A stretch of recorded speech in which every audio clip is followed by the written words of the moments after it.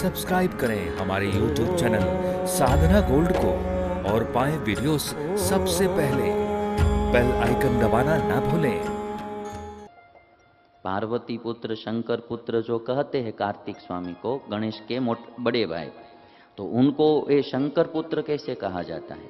तो महाभारत में लिखा है, अनुप्रविश्य रुद्रेण वह्निं जातो ह्ययं शिशुः तत्र जातः ततस्कंदो रुद्रसूनुस्ततो भवत्। अनुप्रविश्य रुद्रेण वह्निं जातो ह्ययं शिशुः। अग्निदेव में रुद्र ने प्रवेश किया था, शंकर ने प्रवेश किया था, और इसीलिए ये शंकर का पुत्र भी है। जैसे हनुमान जी को वायु पुत्र कहा जाता है, ऐसे तो अंजनी का पुत्र है, और अंजनी के पति थे केसरी, है ना, केसरी वानर, तो उसकी पत्नी का नाम अंजनी, तो अंजनी सुत कहा जाता है, आंजनी कहा जाता है हनुमान जी महाराज को। किंतु वायुदेव ने केवल स्पर्श किया था अंजना का, तो भी वायुपुत्र हनुमान जी, क्योंकि उनकी शक्ति उसमें आ गई थी। वैसे अग्निदेव में शंकर दादा ने प्रवेश किया था, तो जो शक्ति थी वो शंकर दादा की भी इसमें आई, इसीलिए शंकर पुत्र भी कहे जाते हैं। ब्रह्मा जी ने भी कार्तिक स्वामी को कहा, क्या कहा? रुद्रेणाग्निं समाविश्य, ब्रह्मा जी कहते हैं, रुद्रेण अग्निं समाविश्य स्वाहाम आविश्य चोमया। और स्वाहा में उमा ने प्रवेश किया था, पार्वती ने प्रवेश किया था। अग्नि में रुद्र ने प्रवेश किया था, और स्वाहा में उमा ने प्रवेश किया था, पार्वती ने प्रवेश किया था। रुद्रेणाग्निं समाविश्य स्वाहामाविश्य चोमया हितार्थं सर्वलोकानां जातः त्वं अपराजितः। और इसीलिए लोक के हित के लिए तुम प्रकट हुए हो और तुम अपराजित रहोगे। ब्रह्मा ने कहा कि अब तुम महादेव जी से मिलो, अपने पिता से मिलो। स्कंद ने जाकर महेश्वर का पूजन किया। जन्म से 6 दिन में तो सब लोकों को, जो सब 14 लोक है, सब लोकों को इस बालक ने वश में कर लिया, जन्म से 6 दिन में ही। बस अभी तो 6 दिन हुआ था, सबको वश कर लिया। इंद्र भी शरण में आ गया, सबको जीत लिया। इंद्र भी शरण में आकर कहते हैं कि आप ही इंद्र पद पर आरूढ़ हो जाइए, अब आप ही इंद्र पद पर आरूढ़ हो जाए। तो स्कंद ने कहा कि मैं वहां आरूढ़ नहीं हूंगा, मैं तो आपका सेवक हूं, आप जो कहेंगे वो मैं काम करूंगा। बस मैंने तो केवल मेरा पराक्रम दिखाया, मुझे कुछ चाहिए नहीं। अहम ते किंकर शक्र, अहम ते किंकर शक्र न ममेन्द्रत्वम ईप्सितम। मुझे इंद्रत्वम न ईप्सितम, यानी मुझे इंद्र पद नहीं चाहिए। अहम ते किंकर शक्र न ममेन्द्रत्वमीप्सितम करोमि किं च ते शक्र शासनम तद्ब्रवीहि मे। मैं आपकी क्या आज्ञा का पालन करूं, वही बताओ। तो इंद्र ने कहा कि आप देवताओं के सेनापति हो जाइए, देवताओं के सेनापति हो जाए। सब देवताओं ने सेनापति पद पर कार्तिकेय का अभिषेक कर दिया।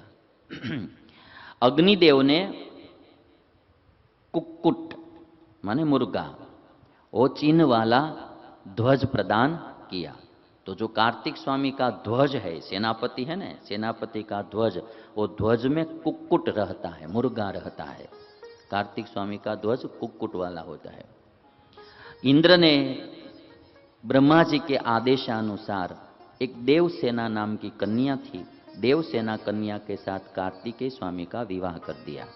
ब्रह्मा जी ने कहा था कि देवसेना के साथ तुम विवाह कर देना, और बृहस्पति ने स्वयं कार्तिक स्वामी का देवसेना के साथ विवाह करवाया। देवसेना कन्या, देवों की सेना नहीं, देवसेना कन्या, तो उसके साथ कार्तिक स्वामी का विवाह किया, और स्वयं बृहस्पति ने, देवों के गुरु ने विवाह करवाया। तो जन्मेजय ने पूछा कि वैशंपायन मुनि जी, ये देव सेना कौन थी? ये देव सेना आई तो भी ये देव सेना कौन थी? तो उसकी कथा अब थोड़ी सुना रहे हैं। कहते हैं कि देवासुर संग्राम में इंद्र को एक सुयोग्य सेनापति की आवश्यकता हुई। सेनापति की खोज में इंद्रदेव एक दिन मानस पर्वत पर गए।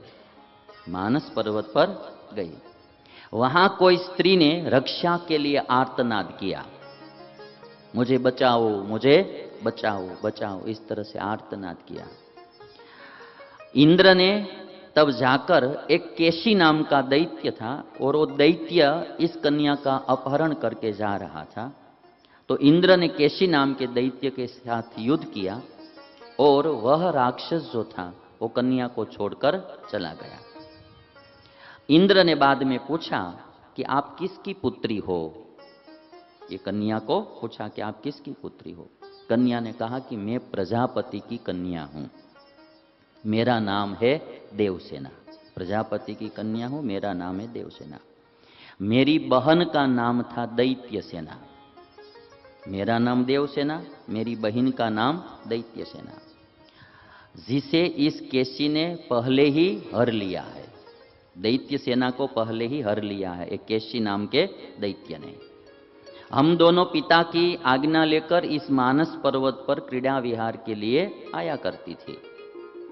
प्रतिदिन यह केसी नाम का जो दैत्य है वो हम सबको, दोनों को साथ में ले जाने के लिए फुसलाया करता था।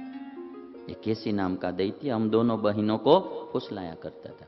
ये भी पहले से ही चला आ रहा है फुसलाने का, है ना। किसी को वश में करना है तो फुसलाने के लिए कोई न कोई प्रलोभन देते रहते। तो ये दैत्य जो था केशी नाम का, वो भी हम दोनों बहनों को फुसलाता रहता था। दैत्य सेना मेरी बहन उसको चाहती थी तो वो उसे ले गया। मैं उन्हें नहीं चाहती थी, वो केशी नाम के दैत्य को नहीं चाहती थी।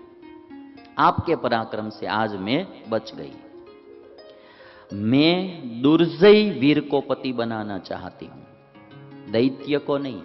ऐसा पति बनाना चाहती हूं कि जिस पर कोई विजय पा ही न सके, ऐसा पति मैं बनाना चाहती हूं। मेरे पिताजी के वरदान से मेरे पति देवों और दानवों द्वारा वंदित होंगे। मेरा पिताजी ने मुझे वरदान दिया, क्योंकि ये दैत्य के साथ गई नहीं ना, पिता की आज्ञा में रही, तो कहा कि पिताजी ने वरदान दिया है कि तुम्हारा पति देवों और दानवों द्वारा वंदित होगा, ऐसा तुम्हारा पति होगा। तो इंद्र तब इस देवसेना को लेकर ब्रह्मा जी के पास गए और ब्रह्मा जी के पास जाकर कहा कि आप इसको शूरवीर वर प्रदान कीजिए, शूरवीर पति प्रदान कीजिए। तब ब्रह्मा जी ने इतना कहा, इसका पति ही तुम्हारा सेनापति होगा, इसका पति होगा और तुम्हारा सेनापति होगा। ये बात तब बताई थी ब्रह्मा जी ने इंद्र को। इसीलिए आज जब कार्तिकेय बड़े हुए तो देवसेना के साथ उनका विवाह इंद्र ने करवाया, क्योंकि ब्रह्मा जी का ही आदेश था, तो उनके साथ विवाह हुआ। अब देवासुर संग्राम में महिषासुर को मारकर देवसेना को विजय दिलाई कार्तिकेय स्वामी ने। मुख्य कार्य यह था, तो उसको विजय दिलाई। तब इंद्र ने इतना कहा कि ब्रह्मा जी ने महिषासुर को वरदान दिया था, अतः देवता उसके आगे तिनकों के समान हो गए थे, तृण समान हो गए थे देवताओं। आज आपने उस भारी कांटे को निकाल दिया। ये जो कांटा था नहीं महिषासुर, उसको कांटे को आपने निकाल दिया और फेंक दिया। तुम्हारा यह प्रथम पराक्रम सर्वत्र विख्यात होगा, पूरी दुनिया में विख्यात होगा, और तुम शंकर के समान अजय होंगे, शंकर के समान अजय होंगे। इतनी बात इंद्रदेव करके स्वर्गलोक में चले गए और कार्तिक स्वामी जो है वो देवसेना के पति बने और देवसेना के सेनापति भी बने। दोनों बने, देवसेना के पति बने और देवसेना माने देवों की सेना, उनके सेनापति भी बने। ये शंकर दादा के बड़े पुत्र कार्तिक स्वामी की जन्म स्टोरी माने कथा मैंने आपको सुनाई।